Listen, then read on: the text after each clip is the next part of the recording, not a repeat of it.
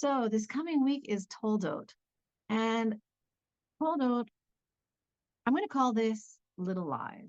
I want to talk about the little bitty lies in this coming Torah portion. Um, last week I spoke about willful blindness, about that kind of ability that we have to sort of lie to ourselves and try to not see the uncomfortable things that we don't want to see. This week, I want to look at when we actually go one step further and we find ways to justify, for all the right reasons, these itty bitty lies. And what does that actually do to our lives? This Torah portion is so interesting because I'm going to give you guys some homework. Okay. Does everybody want homework? I'm going to give you a little exercise because this is the exercise I've been doing all week.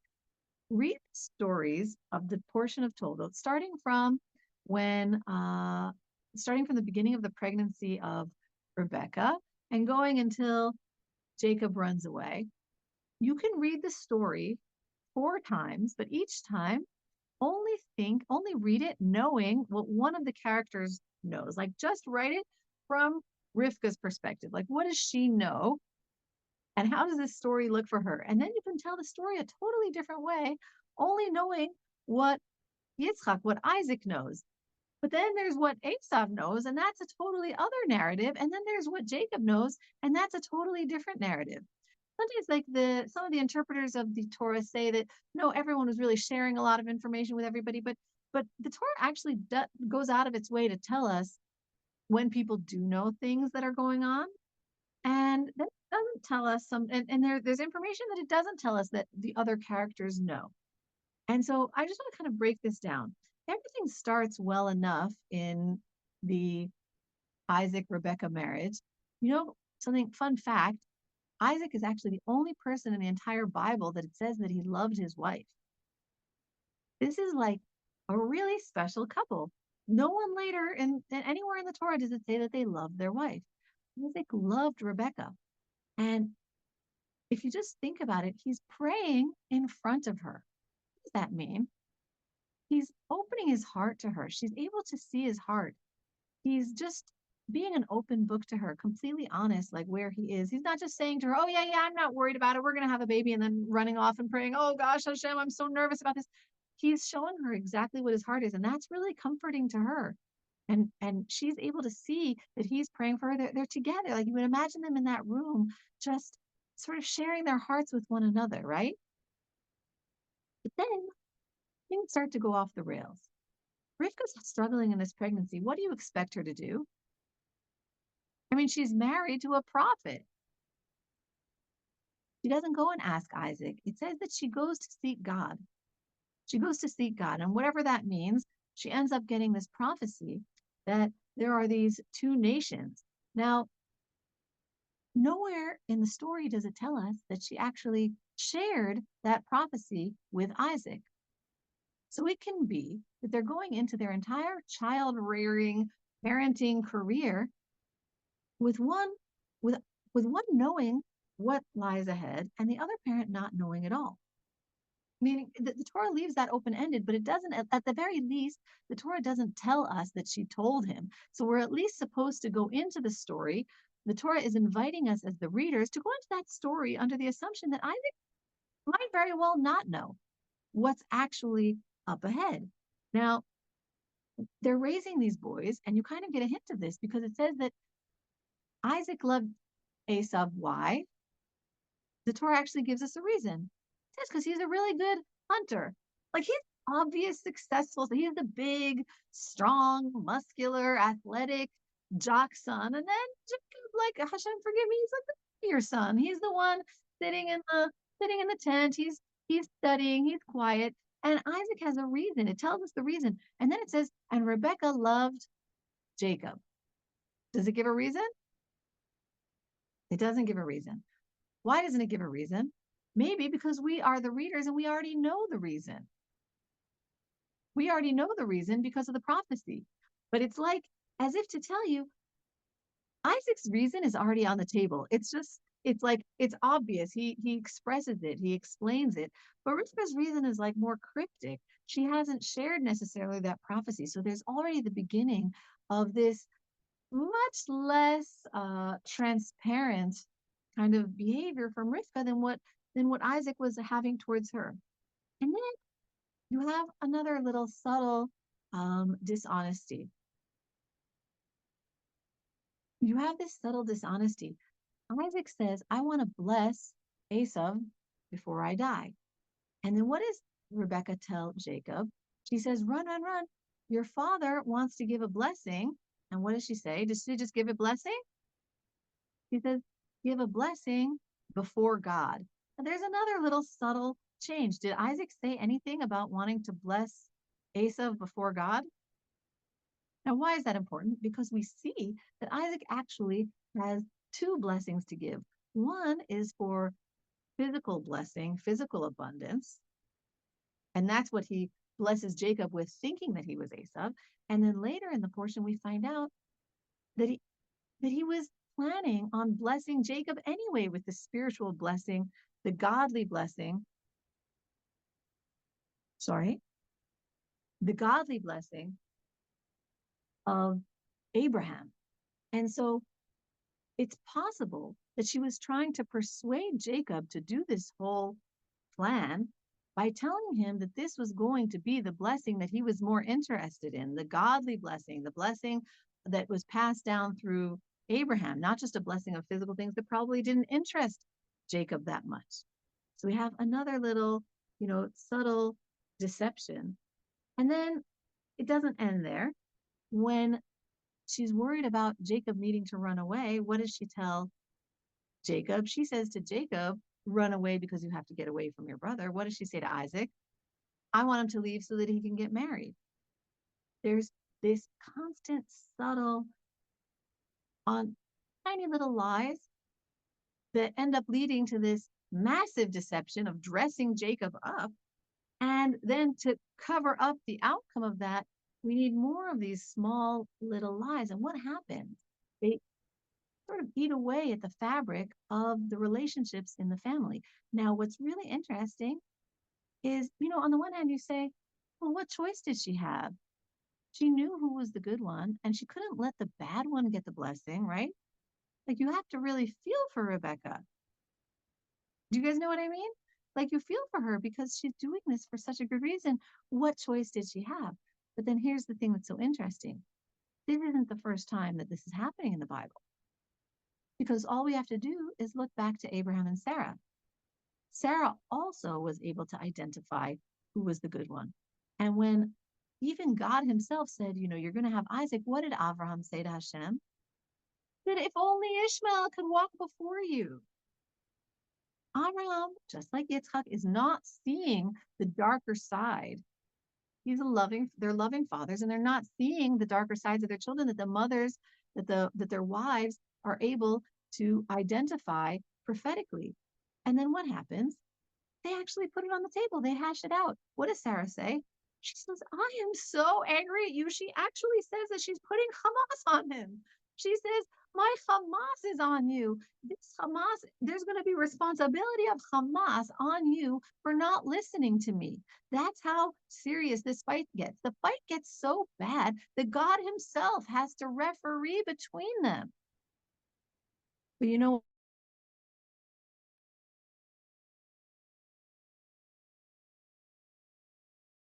truthfully, they resolve it painfully, but truthfully.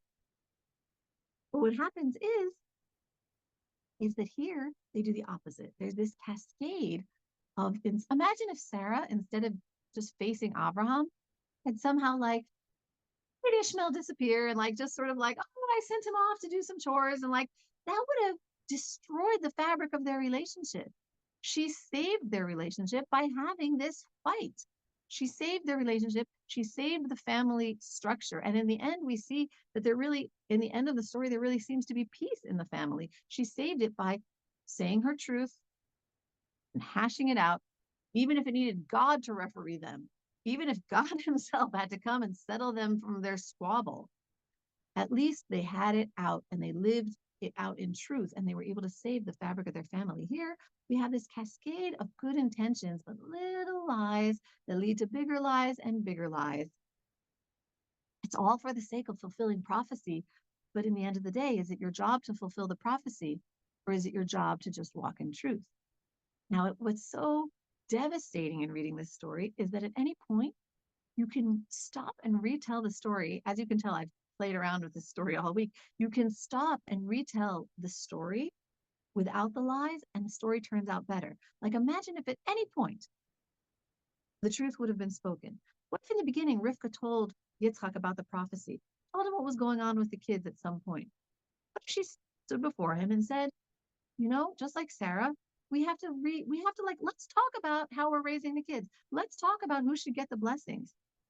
And at any point, if when Isaac said, I want to bless Esau, what if at that point she would have said, I am seriously putting my foot down and not allowing this to happen. He loved her. He loved her. He wanted to hear her. But she was so certain that it was all on her to fulfill God's vision that everything became okay on the way towards reaching that. And, it's horrible to say, but, and it's horrible to say these things because it's not to say this to blame Rivka. These stories are here because they're cautionary tales for us, because they're so real. They're so painful because they're so real. And you can't put all of this responsibility only on Rebecca, because you have to ask yourself, well, why did she feel like she had to lie? Not that it, answers the question, but the few stories that we have about Isaac, it's abundantly obvious that he does not like conflict, because look what happens with the wells. People fill up his wells, he fixes them, but then what does he do? The Torah takes great pains to tell us that he moves away. He goes somewhere else. He doesn't want to fight for his wells. So Rivka knows that she has a husband who really doesn't want conflict. Every time there's a couple where one side is sort of lying to the other, there's another side there, perhaps, I don't know if always, but at least in this story, that's encouraging that and enabling that in some kind of way. Like Isaac is saying, I don't want to have these fights. Even when he's suspicious that that Esau might not actually be Esau and that it might be Jacob, he doesn't want to hash that out. He doesn't want to hash that out. He doesn't want to probe it any farther. And so in this dynamic that's created between the two of them, there's this sort of fertile ground for just untruthfulness. And then what happens to that? What happens in the end? There's this painful part where Jacob says, I don't want to lie. I don't want to lie. I don't want to be cursed. Now, I don't think that he really thought that his father was going to curse him. He doesn't want the curses that come along with living a lie. And what does Rebecca say to him? He goes, don't worry, the curse will be on me. Now, on the one hand, that's so courageous. She goes, I'll take all the curses on me. Like, I am taking full responsibility that we need to fulfill God's plan, and it's all on me. But at the end of the day, he says, your curse is going to be on me. It really was. Because look what happens to her. And it didn't have to be that way, but she takes it upon herself. And then look what actually happens to her. What actually happens to her is there's strife between her and her husband. There's strife between the brothers. And then eventually Jacob leaves because of all of the strife between the brothers. And then what's so devastating is that when we keep on reading the story, she sends him away. She goes, I'll call you back. When your brother forgets about it, she never calls him back. Seemingly, she never saw him again. She sent him away saying, I don't want to lose the two of you. And then what happens is she actually ends up, at the very least, losing the one that was her most beloved. She ends up losing Jacob. What's even more devastating, we don't even read about her death in the Torah. We don't know how long she lived. We don't know any more stories about her after this. So it's like she prophesied. She goes, don't worry, the curse is on me. But she actually brought that actually happened, and it was avoidable if at any point, like she might not have known that. In her place where she was standing, it looked like we had to do this in order to bring God's vision to reality. But us as the readers are blessed to read this as a cautionary tale. So if what we were learning last week was on making sure to not allow ourselves to be willfully blind, I think this is a cautionary tale of being so careful in our speech, especially inside of a family, to not let those teeny tiny lies start to eat away at our relationship just to keep the peace. This story is a story that tells us that at any point the truth could have healed them, and they didn't go that way. And that sort of follows Jacob for the rest of his life. It's a lesson that keeps on following him because other people continue to lie to him throughout his life. He continues to be surrounded by people who lie. And that's why we say, Hashem, give truth to Jacob. Jacob comes to actually represent truthfulness as his sort of spiritual embodiment, because that is the ultimate lesson of his life. And so many times in our personal lives, we can find every reason to tell this small untruth, but the Torah is cautioning us against that. And then in our look, you don't have to look very far into our public life. The things that we're asked to lie about in the world. When you see a person with a beard and nail polish, you're supposed to say that that's a woman to not hurt their, like all these little lies, all these little lies. When you see Hamas amassing weapons, you're supposed to say that those are peace-loving humanitarians. We have to say that terrorists are freedom fighters, and we have to say that Israelis, but in the world, you're expected to say that Israelis are doing genocide. It's the worst genocide I've ever seen. They've just found out that the population of Gaza actually grew over the last year. We're told that we have to tell these small lies just to keep the peace, just to not hurt anyone's feelings, just to not get in trouble. And this parsha is setting the bar for us, showing us what happens and what could have been. Imagine what could have been if somebody just stood up and spoke the truth. If people just spoke the truth to one another. So with that, I wish you guys a great week.